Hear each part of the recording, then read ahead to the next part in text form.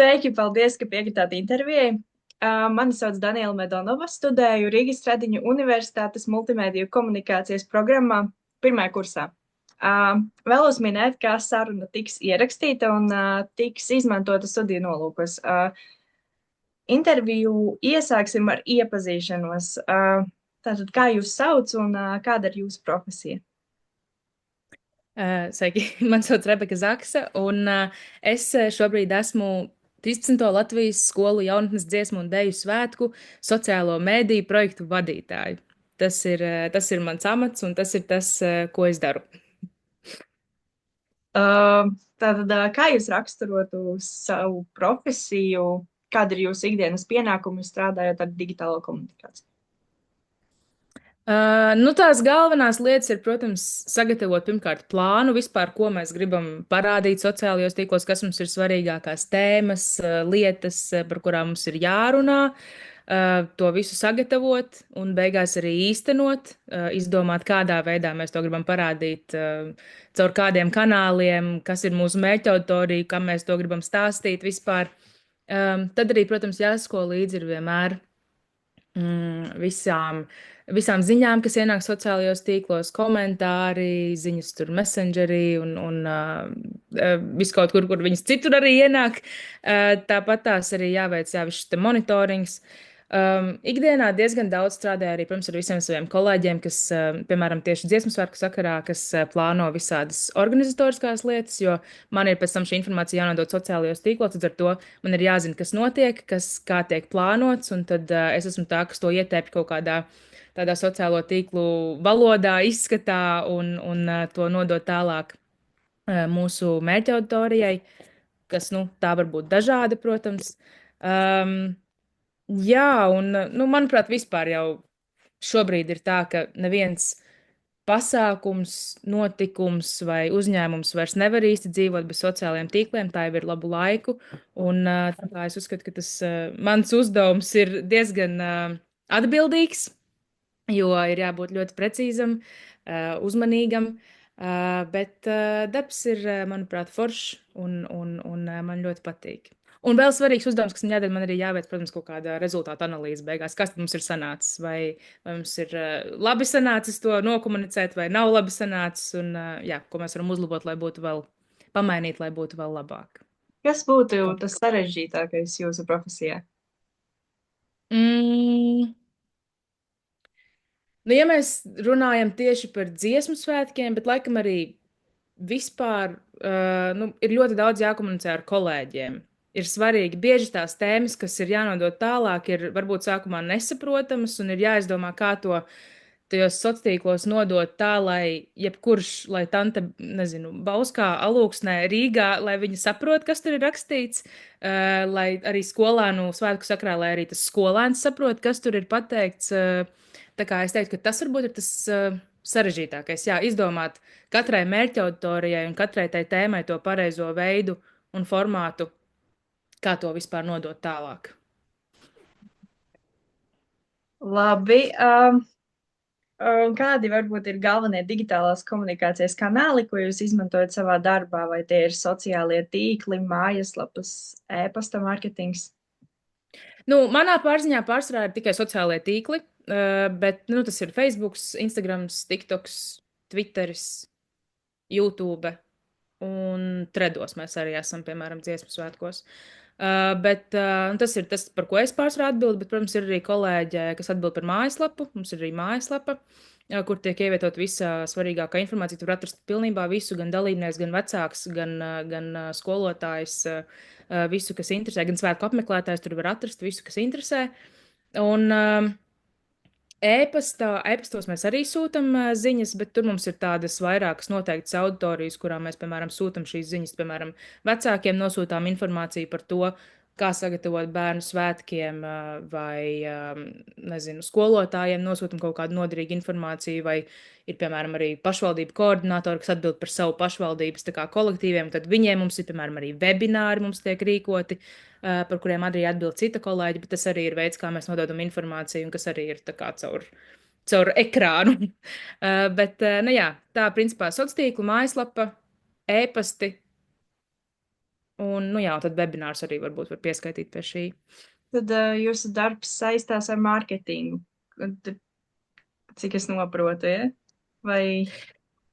Nu, dziesmu sārku sakarā man ir grūti pateikt, cik ļoti tas ir mārketings. Tas ir vairāk mums ir svarīgi nodot informāciju, kas mums ir jānodod, tīri tādu praktisku informāciju bieži par to tiešām, nezinu, ko likt somā, kur varēs atrast, kur būs jāiet ēst bērniem svētku nedēļā vai, nu, kaut kādas tādas lietas. Tā ir tā informācija, ko mēs nododam. Jūs sākumā minējāt par mērķa auditoriju. Uh, kā jūs tā kā definējat savu mērķa auditoriju un kā praktiski to sasniedzat digitālajā vidē? Mm. Nu, mērķautorija mums dziesmu svētkos ir diezgan plaša. Skolēnu svētkos tie ir pirmkārt paši skolēni, kas ir dalībnieki, tad mums ir vecāki, kas ir ļoti svarīga auditorija, tad mums ir skolotāji, tad tie paši kaut vai jā, novadu koordinātori, kas atbild par tādām organizatoriskajām lietām, jo viņi arī ir ļoti daudz, viņi tur ir atbild par, nezinu, kā bērnus nogādāt līdz koncertam un tā tālāk. Un tad ir, protams, visi svētku apmeklētāji. Tā kā tā auditorija ir dažāda, bet arī kanāli, kuros mēs esam, kā jau teicu, ir dažādi. Piemēram, nezinu, Facebookā, ja mēs runājam par sociālajiem tīkliem, tad Facebookā tie ir vairāk vecāki un skolotāji visdrīzākais, ko mēs sasniegsim, un arī skatītāji, svētku apmeklētāji. Tad atkal Instagramā tur būs vairāk paši dalībnieki un vecāki arī. Tad TikTokā mums ir, tas ir pilnīgi tikai dalībnieki. Tur komentāros var redzēt, ka tur ir tikai mazi bērni, kas tiešām ir tie svētku, nu, tie galvenie cilvēki. Un tad, nu jā, un tad ēpastos, ja mēs sūtam informāciju, tad tur arī ir nodalīta tā mērķautorija, vai tie ir vecāki, ka mēs sūtam ēpastu, vai tie ir skolotāji. Nu jā, kaut kā tā laikam tur sadalās. Un tad jaunu svētku apmeklētāji pa lielam ir, nu, pa visiem kanāliem vairāk vai mazāk, bet tomēr viņi arī ir vairāk uz Facebook un Instagram. Tā kā mēs kaut kā tā cenšamies sadalīt, un arī to saturu, ko mēs ievietojam, mēs cenšamies pielāgot tai auditorijai, kas tur ir. Ja mēs zinām, ka mums vajag kaut ko nodot, nezinu, vairāk vecākiem un skolotājiem, tad to mēs ziņu liksim visdrīzākais Facebookā, piemēram. Nu, tā. Mm. Tātad, runājot par dziesmu un deju svētkiem, kādas digitālās aktivitātes vai kampaņas jums šķita visveiksmīgākās svētku laikā, un vai varbūt bija kādi īpaši formāti, kas īpaši uzrunāja auditoriju, kas tā kā vairāk jums piesaistīja?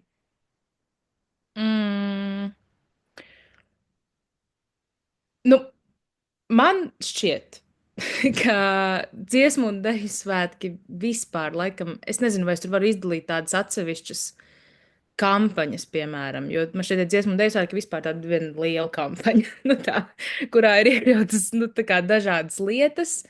Protams, ir kaut kādas tēmas, kuras mums ir svarīgi vairāk komunicēt, nu, tur, piemēram, biļetes vai, nezinu, praktiska kaut kāda informācija apmeklētājiem, vai nezinu, ko bērnam likt somā. Bet es nesauktu tās par kampaņām.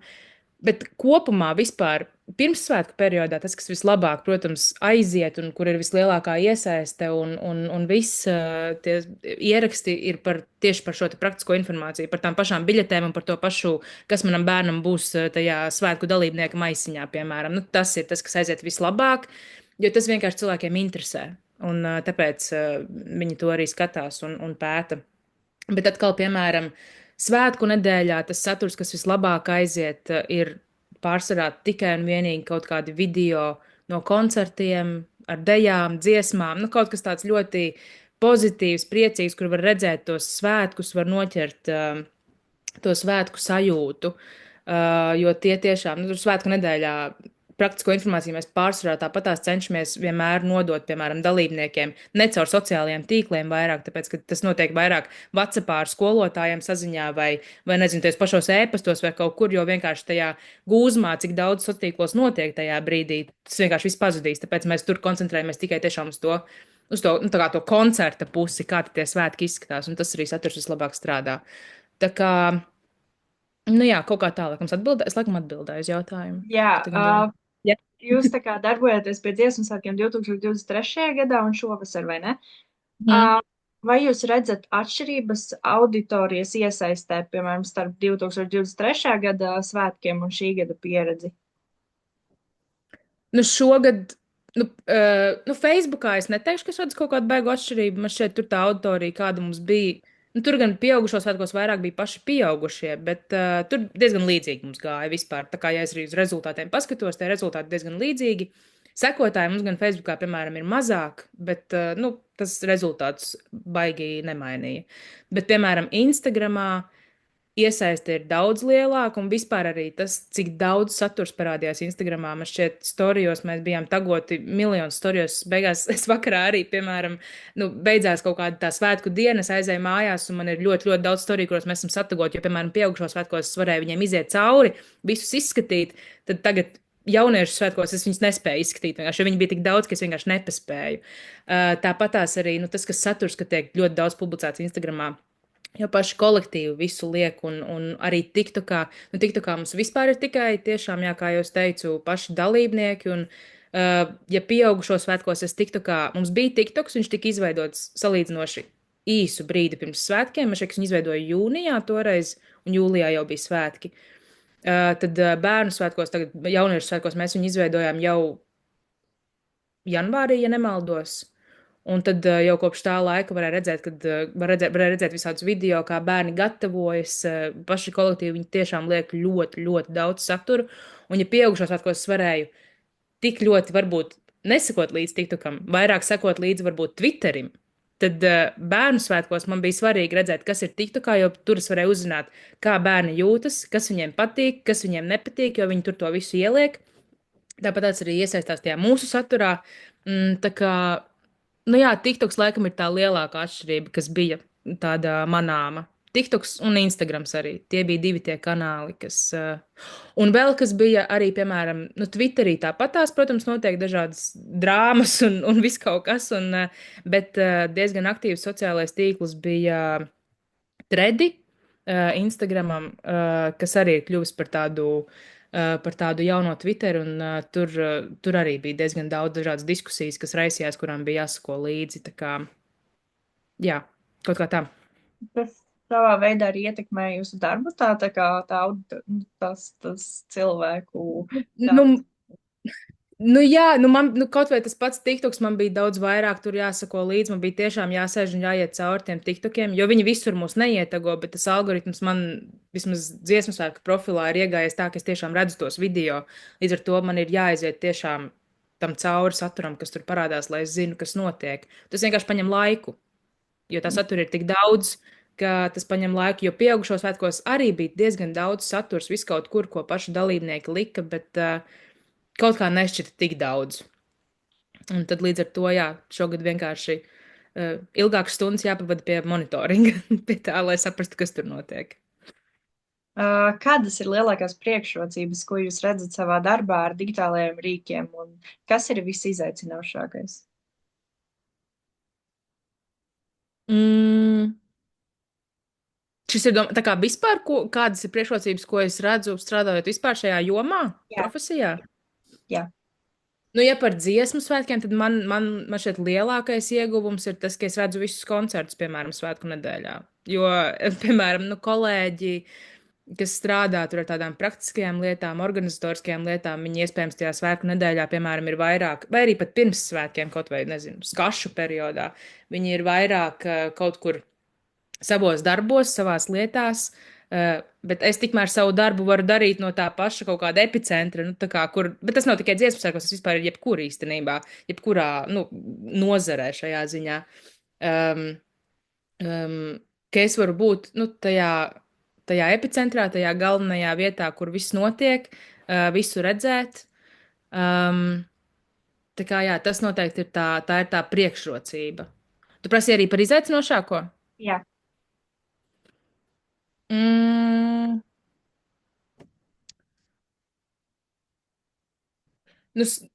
Vispār ir, piemēram, arī, ja es runāju par dziesmu svētkiem, tad te ir iesaistīti pirmkārt ļoti daudz cilvēki. Un tā ir diezgan izaicinoša lieta, jo nereti varbūt arī gadās, ka viens saka tā, un viņš vēl nav parunājis ar savu kolēģi, bet kolēģis beigās saka citādāk.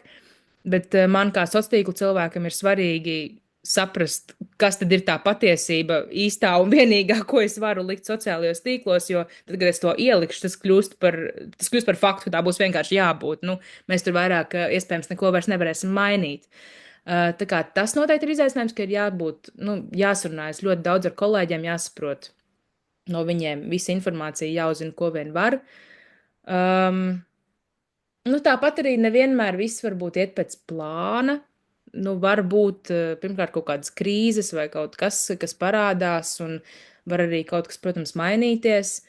Bet tāpat tās pirms tam ir tāpēc svarīgi veikt to darbu kārtīgi, rūpīgi, lai pēc iespējas mazāk lietas varētu mainīties. Tā kā izdarīt no sākuma simtprocentīgi, un pēc tam, nu, ja kaut kas mainās, jā, mēs, protams, labojam, bet ir baigi labi, ja pirms tam jau tas darbiņš ir padarīts un vairs nekas nav jāmaina un jālabo. Um, Nu, un jā, un tādu krīžu brīžos, kad ir kaut kādas diskusijas sociālos tīklos, tas vienkārši ir. Nu, tas nav nekad tā nav tāda foršā, varbūt, darba daļa, kad ir jāsako līdzi Facebookā komentāriem miljons un jāspēj saprast, kas tur notiek un atbildēt uz viņiem visiem. Jā, tās varbūt tās lietas, kas man šķiet visizaicinošākās. Un atgriežoties pie labā, jūs tā kā esat koncerta epicentrā tā kā skatītājs vai jūs esat kaut kur citur? Nu, es parasti esmu kā malā kaut kur skatītājs. Jo, nu, nezinu, ja, piemēram, tā ir svētku nedēļa, tad tajā dziesmu svētku nedēļā es, piemēram, aizdodos uz koncertu. Iespējams, es neesmu viņā no sākuma līdz beigām, bet man tāpatās ir jānoķer kaut kādi tie momenti, ko ielikt storijos, ko ielikt Instagramā, kā kaut kādu rīlu vai Facebookā, arī tajā pašā vai TikTokā. Līdz ar to man ir jāredz, nu, man ir jābūt turklāt. Tā ir tā iespēja, ka es varu redzēt to visu. Pie reizes, protams, arī strādāju, un es to visu filmēju, lai es varu, vai fotografēju, lai es to visu varu pēc tam nodot tālāk sociālos tīklos. Vai jūsu organizācijā tiek izmantoti konkrēti rīki vai platformas, kur jūs tā kā rediģējat to visu, piemēram, Canva, Meta Business Site, Google Analytics?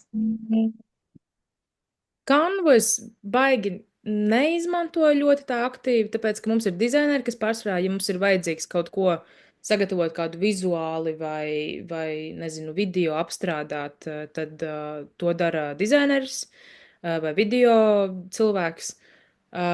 Bet nu, pārsvarā priekš manis ikdienā, ko es izmantoju, es ļoti daudz izmantoju CapCutu, piemēram, nu, tīri, lai es samontētu video, ja man vajag kaut kādus tādus ātros, nu, rīlus, kur nav vajadzīgas nekādas grafikas vai nekādu, nu, nekas tam līdzīgs, tad es vienkārši pati to varu samontēt. Um, Metu es arī izmantoju, tur es varu redzēt rezultātus. Piemēram, arī tagad taisīju pēc svētkiem atskaiti, lai apkopotu visus rezultātus. Tā ir vieta, kur var redzēt rezultātus. Tā ir vieta, kur es varu, nezinu, ieskidžulot postus, piemēram, lai viņi ieliekās konkrētā laikā. Un tur var arī likt reklāmas. Reklāmas mēs gan dziesmu svētkos īpaši neizmantojam, bet, nu, ja strādā ar kādu privātu uzņēmumu, tad tas biežāk tiek izmantots un tas tiek likts metā. Un Google Analytics mēs neizmantojam. Nē. Es teiktu, tās galvenās, jā, ir Meta un tad CapCuts. Tie ir mani divi top rīki, kuros es esmu. Piemēram, tā kā jūs editojat arī TikTokus, vai to dara atkal cits cilvēks? Nē, to daru es. Nu, TikToks pārsvarā. TikTokā mums parasti nav arī nekādas sarežģītas. Mēs maksimāli cenšamies iet tā vienkārši ar to saturu, lai viņš nav tur ļoti tāds. Viņš tiek filmēts vienmēr ar telefonu pārsvarā un visas tekstus un visu to lieku es arī. Tas paliek uz maniem pleciem. Tas, ko mēs dodam nu, tā kā dizainerim taisīt, tie ir tādi grafiskie vizuāļi, nu, kas ir, es to vienkārši nemāku, tas nav tas, ko es esmu mācījusies. Un tad, ja tas ir saistībā ar video, tad tas ir parasti, nu, piemēram, svētku nedēļā mums bija tādi katras dienas atskata tā kā video, kas bija filmēti, ko filmēja profesionāli video cilvēki, un tad viņi arī to montēja, un tad tas bija tāds skaistais video, nu, kas ir tāds kvalitatīvs un tāds pārdomātāks nekā tāds viens ātrs video, ko es, piemēram, ielieku tur Instagramā vai TikTokā. Vai jūsu darbs ir arī iesaistīt tā kā dalībniekus kādos TikTokos vai tikai virspusēji ielikt. Tā kā, Mums bija, mums ir saturs arī ar dalībniekiem. Mums pirmssvētku periodā bija dažādas intervijas ar dalībniekiem, tur kā viņi jūtas, kā viņi gatavojas, nu tā tīri parunāties ar viņiem. Un tas saturs arī ļoti forši aizgāja TikTokā un arī Instagramā.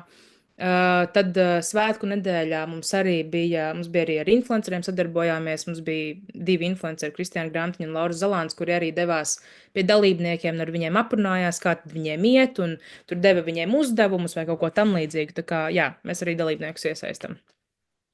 uh, kā jūs izvērtējat komunikācijas efektivitāti vai skatāties statistiku, iesaistas rādītājos vai vairāk tā kā uz komentāriem skatāties? Nu, to efektivitāti vislabāk var, manuprāt, ikdienā skatoties līdzi, sekojot līdzi vienkārši laikiem, var redzēt, laiki, komentāri. Par komentāriem, nu, dziesmu svētku kontekstā, gan nu, vispār īstenībā arī. Nevienmēr varbūt daudz komentāru nozīmē, ka tas ir baigi labi, jo tie komentāri var būt arī, protams, slikti. Nu, kā tas notiek. Um, bet nu jā, laikam, nu pēc svētkiem es taisu lielo atskaiti, kur es redzu tādus kopējos rezultātus, kas tad, nu, kas ir bijis, cik labi mums ir, cik slikti mums ir gājis, un tas, ar ko es to salīdzinu, es salīdzināju, piemēram, šogad es varēju salīdzināt ar 23. gada svētkiem, ar tiem rādītājiem, lai saprastu, vai mēs esam tajā pašā līmenī, vai mēs esam kaut kur citur. Um, Un, jā, nu, un, ja salīdzinām, tad, piemēram, 23. gada svētku visu sociālo tīklu rādītāji ar šī gada svētku rādītājiem bija diezgan līdzīgi, piemēram, bet, protams, šajos svētkos tā iesaiste TikTokā un Instagramā bija lielāka. Nu, jā, es ikdienā vienkārši tiešām cenšos sekot līdzi, pirmkārt, tam, kā cilvēki vispār, nu, vai tas vispār, vai tas saturs tiek pašērots tālāk, vai viņš cilvēkiem patīk. Komentāri tā mazāk, bet komentāri arī reizēm īstenībā labi parāda. Ja ir kaut kāds saturs, kas tiešām ļoti, ļoti cilvēkiem patīk, ja tur ir daudz labi komentāru, nu, tas uzreiz ir forši. Nu, mēs esam trāpījuši desmitniekā. Nu, tā, tas rada kaut kādas emocijas cilvēkos, ka viņi pilnīgi grib iekomentēt. Nu, tas jau ir daudz, manuprāt. Jā. Cik jūs gadus strādājat šajā jomā? Mm, nu, tāds sociālos tīklos kaut kādus laikam sanāk 3, bet nu, tā 4 var teikt kopumā, varbūt kaut kā tā. Tad jūs varbūt varat pastāstīt, kā tā vide ir mainījusies šo gadu laikā? Man ir grūti laikam saprast, kā viņi ir līdz galam mainījusies, jo es pati nu, tiešām neesmu tik ilgi vēl tajā visā bijusi.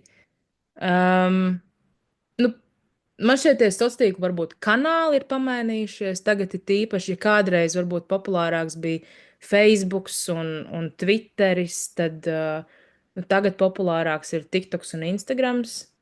Mm, Tāpat arī YouTube īsti, manuprāt, vairs nav nu, tādā topā, kā tā bija kādreiz. Tagad arī vairāk TikTokā iespējams šos te video skatās. Um, Šobrīd ļoti svarīgs ir video saturs. Kaut vai tajā pašā Instagramā kādreiz varbūt vairāk bija tieši dažādas fotogalerijas un bildes, tad tagad tas ir vairāk video, uz ko mēs arī dziesmu svētkos centāmies vairāk tā kā iet, ka mēs, jo tas arī bija saturs īstenībā, kas vislabākos rezultātus radīja tieši video.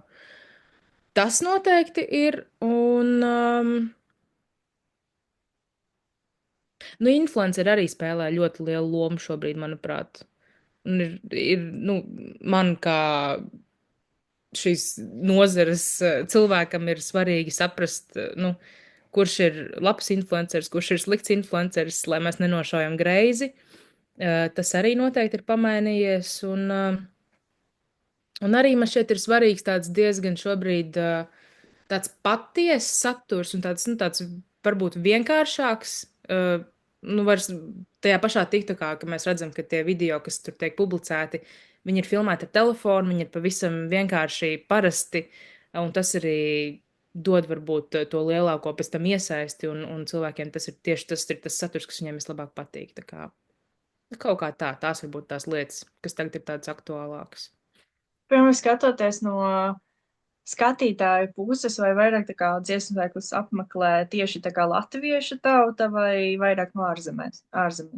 Latvieši. Mēs, dziesmu svētkos vispār, tas pieprasījums ir daudz lielāks, piemēram, pēc biļetēm nekā tas piedāvājums ir, un, biļetes pašas vienmēr, protams, izķer latvieši, vecāki, piemēram, skolēnu svētkos tie bija vecāki, un, bet sostīkos ik pa laikam, piemēram, var redzēt, ka kaut kāds video aiziet arī citur. Tur vairs nav komentāros tikai latvieši, tur komentē cilvēki valodās, kuras ir citas, un kuras es pat nevaru noteikt beigās, kas tā ir pa valodas lasu, un es domāju, es nezinu, kas tur rakstīts vispār neko.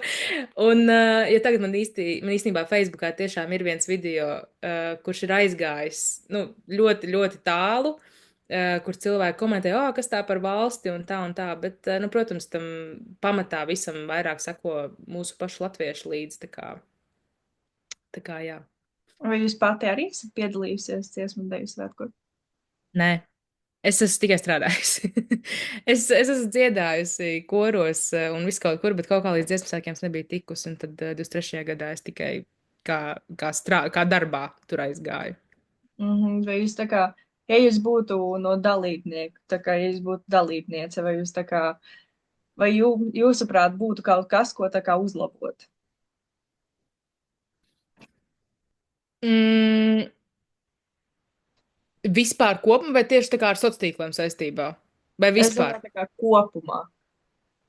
Nē, noteikti ir kaut kādas praktiskās lietas, kur vienmēr var uzlabot. Nezinu, vienmēr jautājums ir tur ēdināšana, biļetes un vēl kaut kas, vēl kaut kas. Tur man šķiet, tās ir tēmas, kurās mūžīgi būs kaut kas, ko var uzlabot, jo tas apjoms vienkārši cilvēku ir tik liels. Uh, es neesmu tas cilvēks, kas to plāno, tāpēc es vienkārši apbrīnoju savus kolēģus, kas to dara, kas spēj izplānot, kā pabarot, piemēram, tur, nezinu, 10,000 skoristu 2 stundās. Jā, tās, laikam, tādas praktiskās lietas, kur, es domāju, vienmēr būs, kur augt, lai būtu tikai labāk un labāk. Vai jūs tā kā Bet darbojaties? Bet kopumā šie svētki īstenībā bija bez diezgan tiešām tādiem lielām, manuprāt, tādām, tādām praktiskas dabas problēmām. Man šeit viss gāja salīdzinoši gludi. Tā kā tas bija jauki to dzirdēt arī pēc tam no skolotājiem, ka viss tā kā bija kārtībā. Tā kā, jā. Cik ļoti, piemēram, es pati biju dziesmu svētkos, nebiju tieši uz to deju koncertu, bet tad, kad tā elektrība pazuda, cik ļoti tas tā kā ietekmēja visu to dziesmu svētku gaitu? Mm, Tas bija, protams, tāds pārsteigums visiem. Kā tas ietekmēja gaitu? Pirmkārt, jau tā bija uzreiz tāda, mūsu vadības cilvēku sanākšana kopā, un kad viņi izlēma to, kā tas viss notiks tālāk. Un, protams, bija jautājumi par to, kā tur būs vēl viens koncerts, nebūs, bet, protams, tā loģistika ir tik sarežģīta svētkiem, ka uzrīkot vēl vienu koncertu nav tik vienkārši. Tie ir simtiem autobusu, kas brauc uz Daugavas stadionu, piemēram, vēl tad nākamajā dienā tā ir ēdināšana un vispārējais. Bet man šķiet, ka tas viss tika diezgan ātri tā norimās. Man šķiet, ka dalībnieki paši saprata, skolotāji saprata. Protams, bija ļoti žēl, ka tā notika, bet mēs tur neko nevarējām izdarīt. Jā. Pēc tam jau viss turpinājās. Nākamajā dienā bija nākamais koncerts, kas bija ļoti skaists, un viss bija kārtībā. Jūs tā kā darbojaties tikai ar dziesmu svētkiem, vai ir arī citi projekti, kuros jūs iesaistīties? Šobrīd esmu dziesmu un deju svētkos, bet pa vidam es esmu pastrādājusi aģentūrā. Esmu pastrādājusi arī citos kaut kādos mazākos projektiņos, tur ar lielajā talkā sociālos tīklus taisīju vai vecrīgas Ziemassvētku tirdziņam. Tad, kad bija Covid, tad es arī vakcinācijas birojā atbildēju par Twitteri. Tas bija mans uzdevumiņš, kurā es vēl tā kā es studēju, tas bija, un tad es tur kā students palīdzēju. Bet jā, pa vidu es tagad arī, piemēram, Ziemassvētku būs beigušies, un es došos uz aģentūru strādāt. Un, piemēram, ko jūs tā kā ieteiktu cilvēkiem, kas varbūt vēlas tā kā nodarboties ar kaut ko līdzīgu jūsu profesijai un kādas tā kā varbūt būtu tās prasmes, kas ir vajadzīgas? Mm. Nu, pirmkārt, man šeit ir jābūt vienkārši tādai dabīgai interesē par sociālajiem tīkliem, par to, kas tur notiek. Pašam tur ir jābūt, jāsako līdzi, lai tu zini, kas ir topā, kas nav topā, kur, kur, kurā virzienā labāk iet, kurā virzienā vispār labāk neejam. Um, Tad ir jābūt arī labai acī, varbūt uz tādām vizuālām lietām, lai tu zini, vai tas vizuāls, kas ir uztaisīts, vai tas video, nu, lai tu viņu kaut kā tā redzi.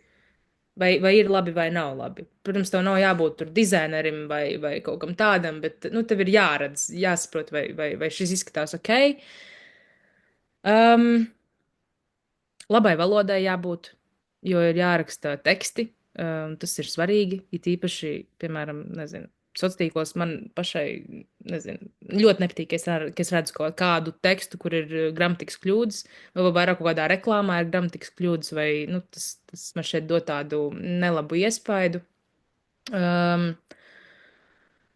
Ir jāspēj ātri strādāt un precīzi strādāt. Tas arī ir svarīgi, jo ik pa laikam, kad tu strādā ātri, tā precizitāte zūd, bet, piemēram, man nu, arī dziesmu sērkos ir ļoti svarīga precizitāte. Es nevaru kaut kur nošaut greizi ar kādiem faktiem vai kaut ko, jo nu, to informāciju saņem ļoti liels skaits cilvēku, līdz ar to tas var radīt kādas problēmas.